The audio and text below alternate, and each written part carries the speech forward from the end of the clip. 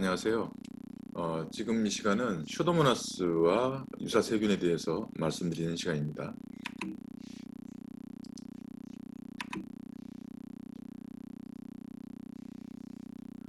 슈도모나스라는 세균이 있는데 슈도모나스가 생산하는 효소, 독소가 병태 생리에 중요하거든요. 어떤 것들이 있는지 알아보겠습니다.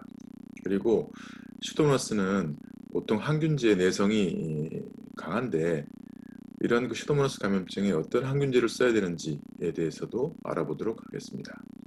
그 다음에 유사세균으로 아시토박터라는 세균이 있어요. 최근에 병원 감염 관련해서 많이 언급되고 있는 세균이 있는데 이 세균들도 항균제의 내성이 많이 발견되고 있거든요. 그래서 어떻게 치료를 해야 되는지에 대해서 말씀을 나눠보도록 하겠습니다. 시작을 하면 신생아 안염이라는 병이 있어요. 이거는 어떤 병이냐면 여러분도 전에 배우셨지만 엄마가 임질, 네이세리아 고노레라고 생각하는 불리는 세균에 이제 감염돼 있을 때 출산을 하면서 산도에서 눈이 점막이 이런 임질균에 감염돼서 생기는 병이 신생아 안염이에요. 예전에는 치료법이 별로 없었어서 10% 실버 나이트레이트 솔루션 이거를 눈에다가 한 뭉갈씩 똑똑 떨어뜨려 줬었거든요. 그러면 말끔하게 낫곤 했습니다. 그런데 어떤 경우에 보면은 이 실버 나이트레이트 솔루션을 떨어뜨리고 났더니 눈에 이렇게 오히려 녹색 고름이 생기는 그런 현상들이 벌어졌어요. 그때 이 원인이 뭘까 보다 보니까 그게 슈도모나스 농농균이었거든요. 녹색 고름을 만드는 균이라서 농농균이라고 불리는데 그런 역사적 사실이 있습니다. 원래 이 실버 나이트레이트라는 용액은 모든 물질들을 태우는 그런 작용을 하는데 심지어 여기서도 이 농농균들은 자랄 수가 있었던 거예요. 그래서 슈도모나스에 대해서 알아보도록 하겠습니다. 이 슈도모나스는 자연계에 광범위하게 분포하고 있습니다. 그래서 흙이나 물, 그 다음에 습한 환경에서 흔히 분리되고요. 이 동물뿐만 아니라 식물에서도 병을 일으키는 균 속이에요. 이 균은 절대 산소균으로 포도당은 발효하지 않고 그 다음에 그람 음성 막대균입니다. 편모를 갖고 있어요. 이렇게 보시면 편모가 있어서 운동성을 가지고 있고요. 그 다음에 아포는 형성하지 않습니다. 모양으로 봐서는 장내세균과 비슷한데 비슷하고요. 그 다음에 기회감염성 병원체로 분류되고 있어요. 대부분의 종은 식물병원성이거든요. 그런데 일부 종이 동물에서도 병원성을 나타내고요. 또 어떤 종류는 동식물에서 다 병원성을 나타내기도 한답니다. 그리고 이게 이제 자연계에 널리 분포하다 보니까 저온에서 잘 발육하는 종들도 슈도모나스에는 속해 있고요. 그 다음에 사람의 피부, 장에서도 소수 분리가 됩니다. 그리고 일반적으로는 이 슈도모나스가 사람에서 병을 일으키는 경우는 많지 않지만 숙주의 저항력이 약화되었을 때 기회감염, opportunistic infection, 기회감염을 유발하기도 합니다. 그 중에서 이 농농균 중에서 가장 중요하게 생각하고 있는 게 바로 이 슈도모나스 에루지노사라고 제가 써놨죠. 발음이 명확하지 않아서 이렇게 읽으면 됩니다. 슈도모나스 에루지노사. 이게 꽤 유명한 균이에요. 우리가 병원 감염의 원인 이렇게 되면 요새 보면 대장균, 그 다음에 황색포도알균, 그 다음에 이렇게 농농균, 슈도모나스 에루지노사 이 세 개가 가장 흔히 분리되고 또 병원 감염의 원인이 되는 균으로 되어 있거든요. 이게 이제 면역 기능이 떨어져 있는 환자에서 만약 농농균 감염이 생기면 치료가 잘 되지 않기 때문에 치사율이 70%까지도 갈 수 있는 그런 무서운 결과를 가져올 수 있습니다. 그래서 이 농농균 슈도모나스 에루지노사를 예전에는 바실루스 파이오시아네우스 이렇게 불렀어요. 이게 이름이 이렇게 붙은 이유가 있는데 이게 원래 사람의 장관 또는 피부에 존재하고 있는 정상균물이거든요. 그래서 건강한 사람에서도 한 10% 정도 나와요. 그리고 주로 어디 있냐면 스판 부위, 겨드랑이나 아니면 사타구니 이런 데서 발견되고 침에서도 이게 발견이 됩니다. 그런데 이 균들의 특징이 뭐냐면 모든 항균제, 대부분의 항균제에 굉장히 높은 내성을 떼요. 무슨 얘기냐? 항균제 또는 항생제를 써도 잘 죽지 않죠. 그리고는 이러다 보니까는 균 교대 현상, 슈퍼 인펙션이라고 하는데 를 일으킬 수 있어요. 균 교대 현상은 일반적으로 있는 균들이 뭐 이렇게 여기 여러 균이 섞여 있는데 우리가 광범위 항생제 또는 항균제 같은 것들을 사용했을 때 일반적인 균들은 다 죽고 내성 있는 균만 살아남아서 막 증식해가지고 전체를 차지하게 되는 이런 현상을 균 교대 현상이라고 하거든요. 농농균도 이런 균 교대 현상을 일으킬 수가 있어요. 왜요? 바로 각종 항균제의 내성이 높기 때문입니다. 그리고 중요한 원내 감염균인데 언제 더 중요하냐면 화상 환자예요. 화상. 이게 이제 악성 종양이나 중증 화상 환자 이렇게 되면 다 면역 기능이 떨어지지만 특히 화상 환자가 되면 피부의 정상적인 피부층이 없어지게 되잖아요. 그래서 감염에 쉽게 노출되게 되고 이때 이 농농균들이 자라서 여러 가지 문제들을 일으킬 수가 있습니다. 그 다음에 스테로이드나 다른 면역 억제제를 쓰거나 또 항암제를 투여하거나 방사선 치료를 받거나 이런 식으로 해서 전반적인 면역 기능이 떨어졌을 때 농농균이 감염을 일으킬 수가 있고요. 그래서 전체적으로 봐서는 병원 감염의 한 10 내지 20% 정도 대부분은 대장균과 황색포달균이고 세 번째 정도가 이 농농균이 원인이 됩니다. 생긴 모양은 그람 음성균이고 막대균으로 이렇게 되어 있고요. 그 다음에 두께가 한 1마이크로 정도 되고 길이가 한 3, 4마이크로 정도 됩니다. 그리고는 한 개의 이렇게 채찍처럼 생긴 편모를 가지고 있고 활발한 운동을 해요. 그 다음에 이제 배양을 하면 이 바깥쪽에 현막과 유사한 점질층, 슬림 레이어를 만들어내기도 하고요.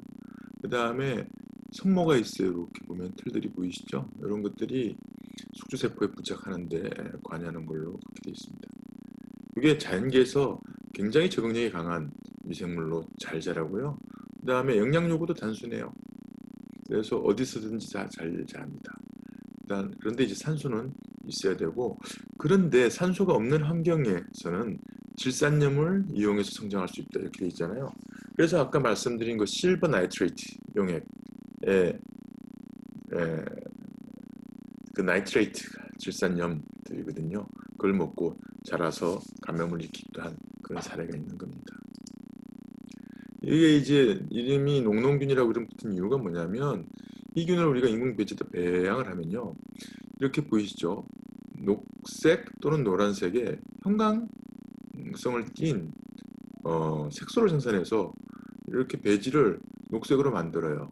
그래서 농농균이라고 이름이 붙었는데 그 색소들을 생산하기 때문인데 그게 파란색의 파이오시아닌, 그 다음에 노란색 형광색소인 플로레세인 이런 것들이 있는 거고요. 그 다음에 젓갈색의 파이오루빈 이런 것들도 만들어냅니다. 그래서 집락 주위에 이렇게 이제 청록 또는 녹황색 착색을 일으키게 되고요. 이것보다도 더 특징적인 소개는 뭐냐면 트리메틸아민이라고 하는 굉장히 독특한 냄새가 납니다. 그래서 농농균을 배양하면 한두 번 경험을 가지면 여기 농농균이 자라고 있네 알 수가 있고요. 병원에서 환자들 사이에 농농균이 퍼지면 그 특징적인 냄새 때문에 이 환자 농농균에 감염돼 있구나 이렇게 알 수 있는 정도예요. 저항성이 굉장히 강하다고 그랬죠. 그래서 물리화학적 여러 가지 장애가 있어도 잘 자랄 수 있는 저항성을 가지고 있고요. 건조에는 약하지만 습한 환경에서는 장기간 생존이 가능합니다. 그리고 병원에서 여기저기 발견되는데 병원의 호흡보조기구라고 인공호흡하는 장비, 그 다음에 가습기 같은데 환자용 변기, 각종 의료기기, 그 다음에 욕조, 수도꼭지, 바닥 이런 데서 균들이 막 발견되고 있어요. 이 농농균은 어떻게 병을 일으키느냐 하면요. 일단 여러 가지 뭐 병원성 인자들이 있는데 그 중에 이제 부착 분자들이 있고 그 다음에 독소를 생산하고 효소도 생산하고 이렇게 해서 복합적으로 작용을 하게 됩니다. 그리고 전에 배우셨겠지만 제3형 분비계라고 타입 3 시크리션 시스템, 이게 뭐라고 그랬죠? 주사 바늘 같은 모양의 기구를 만들어서 숙주세포나 다른 세포의 벽에 구멍을 뚫고 자기가 원하는 효소나 독소 같은 것들을 그 숙주세포에 찔러넣는 그런 역할을 하는 제3형 분비계라는 게 있거든요. 그걸 만들어냅니다.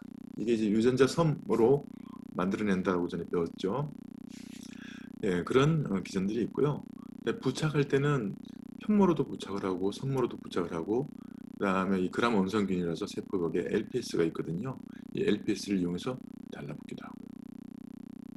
그 다음에 알지네이트라는 점액성 to당체를 만드는 경우에 이게 이제 식균 작용, 탐식 작용, 그 다음에 항생제로부터 균을 보호하는 그런 역할들을 합니다. 독소 또는 효소들이 있는데 외독소 A라는 게 있어요.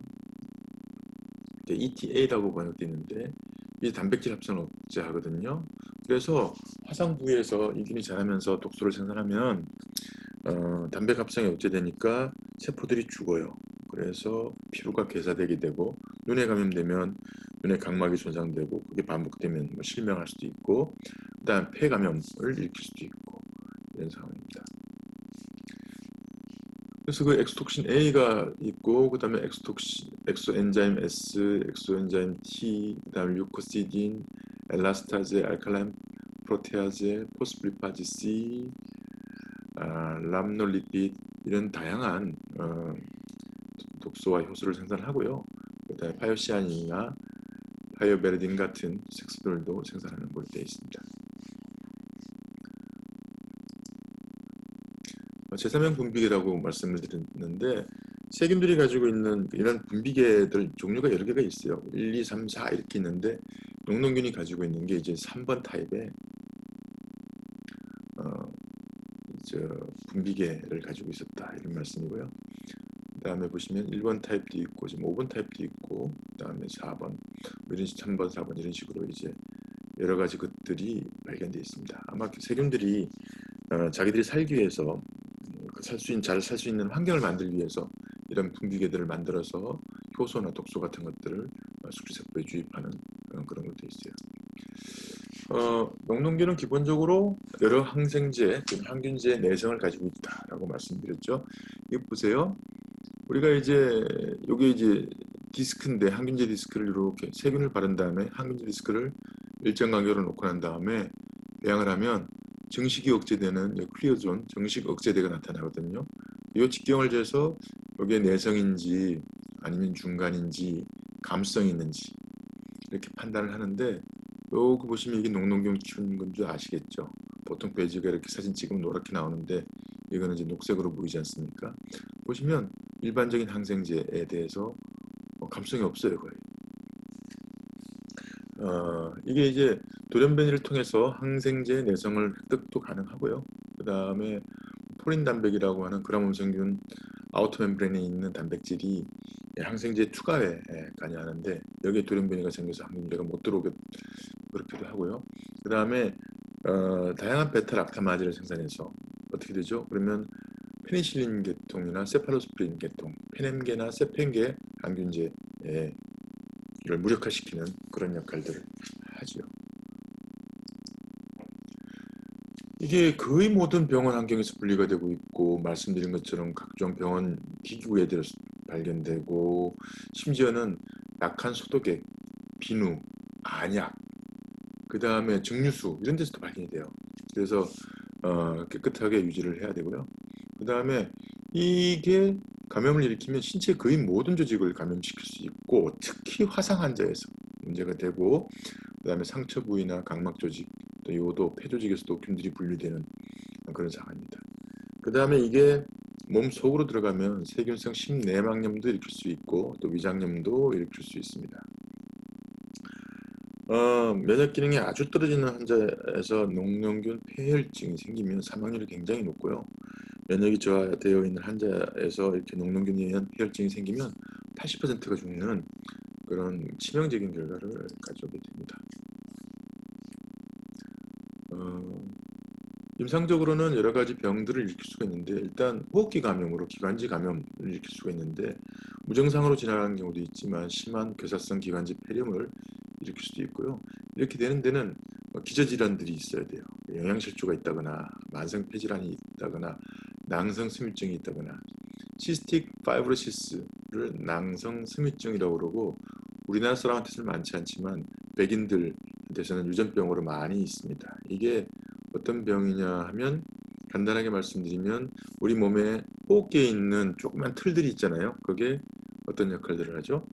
몸속으로 들어온 이물질 같은 것들을 자꾸 바깥으로 이렇게 배출시켜서 그 다음에 거기서 나오는 이제 뭐 점액기랑 같이 섞으면 우리가 이제 가래잖아요, 가래. 그거를 바깥으로 우리도 모르는 사이에 배출시키는 그런 역할들을 하거든요. 그런데 이제 담배를 피우거나 이러면 그게 제일 망가져가지고 제대로 안 돼요. 그러니까 담배 피우는 사람은 컥컥 대면서 억지로 그걸 내뱉어야 되는데 이 낭성스미증은 그 틀 운동이 제대로 안 되거나 반대 방향으로 움직여서 몸속에 그런 노폐물 같은 게 쌓이는 결과를 가져옵니다.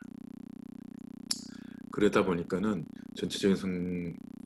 전체적인 그 건강 상태가 안 좋아지거든요. 이럴 때 농농균 감염이 있을 수가 있고요. 그러다가 이제 농흉, 파이어토락스라고 하는 케이스가 생깁니다. 뭐 지나가는 얘기지만 제가 이제 해부학 배울 때 이제 미생물을 안 배우고 해부학을 배웠었거든요. 그런데 우리 그때는 그 해부학을 할 때 시체 모시고 실습을 할 때 주로 이제 불황자로 무연고자로 연고자가 나타나지 않는 분들 중에서 1년 이상 된 분들을 대상으로 이제 실습을 했었는데 그러다 보니까 건강 상태가 안 좋죠. 저희가 가슴을 열었는데 보니까는 가슴 전체가 파랗고 녹색이었고 그 다음에 조직이 완전히 염증 때문에 막 이렇게 떡여져 있는 상황이었어요. 그래서 뭔지는 모르죠 우리는. 그래서 이제 선생님께 이게 뭐예요? 이렇게 여쭤봤더니만 선생님도 잘 모르셔서 병리학 교수님을 모셔오더라고요. 그래서 병리학 교수님 오시더니만 탁 보시더니만 쇼도네? 이러고 가시더라고요. 그래서 우리는 쇼도? 그때 우리가 해방 용어를 알고 있었기 때문에 쇼도 그러면 가짜. 그래서 뭐래? 그랬더니 막 쇼도래 가짜래. 뭐가 가짜야? 라고 몰랐죠 뭐. 근데 지금 보니까 이제 그게 슈도모나스 감염이었어요. 슈도모나스. 모나스가 이제 그 원충류로 오해받는 그런 균이고 그다음에 슈도모나스니까 이제 가짜 원충류 뭐 이런 식의 이름이 붙은 건데 그래서 이제 그랬던 해프닝이 있었습니다. 그런 농용을 만들 수가 있고요. 그러니까 면역 기능이 아주 안 좋고 영양실조인 상태에서는 그런 일들이 생길 수 있죠. 그 다음에 피부 감염, 그 다음에 연조직 감염 일으킬 수가 있고 주로 이제 화상 감염에 그런 일이 생기고 모낭염도 있고 손톱 감염, 그 다음에 골이나 연골의 염증도 올 수가 있고요. 그 다음에 병원에 장기간 입원해 있는 분들은 유치도뇨관이라고 오줌줄을 꽂고 있잖아요. 그러다 보면 균이 들어가서 염증을 일으킬 수가 있어요. 그 다음에 또 일반인들이 흔히 걸리는 것 중에서 이렇게 귀 잘못 파다가 염증 생기는 경우 그게 이제 웨이도염인데 다른 이름으로 하면 스위머스 이어라고 그러는데 수영하는 사람들 이 귀 속에 물 들어가는데 그거 빼버낸다고 이렇게 하다가 상처를 주게 되고 습해지면 농농균이 자라서 병을 일으키는데 농농균이 항균제 잘 안 됐잖아요. 거기다가 웨이도는 혈액순환이 별로 안 되는 데라서 면역세포도 잘 안 가요. 그래서 염증이 장기화되는 경우가 있습니다. 그 다음에 눈 감염이 이 각막에 외상이 있거나 아니면 콘택트 렌즈 같은 걸 써가지고 문제가 생겼을 때 농농균이 오염돼서 자라는 수가 있어요. 그런 다양한 병들을 일으킬 수가 있습니다. 모낭염, 요 사진이 모낭염이고요. 일으킬 수가 있고 이게 이제 겨드랑이나 복부, 엉덩이에 잘 생깁니다. 우리 아저씨들 겨드랑이나 아니면 사타구니에서 농농균 많이 발견됩니다. 평상시에는 별일이 없지만 상태가 안 좋아지면 병들이 일으킬 수 있죠.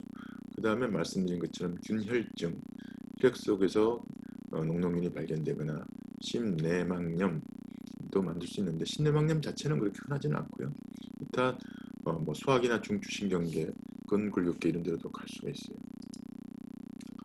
요거는 이제 사타구니의 농농균 염증이고 손톱 보이시죠? 손톱에 이렇게 농농균이 자라가지고 염증이 생길 수가 있고, 모낭염이고 눈에 염증이 생길 수도 있고